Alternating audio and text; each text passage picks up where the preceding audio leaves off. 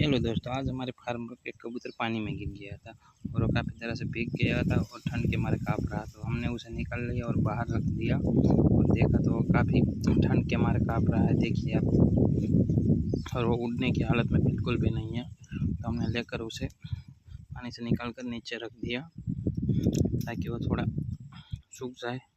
देखिए अभी भी उड़ नहीं रहा और फिर हमने उसको खाने के लिए थोड़ा सा दाने दिया ताकि वो खा सके और फिर से उसके अंदर ताकत आ सके और फिर से वो उड़ जाए। और अब देख सकते हो बिल्कुल सही हो गया है और अब हम इसे थोड़ी देर में उड़ा देंगे।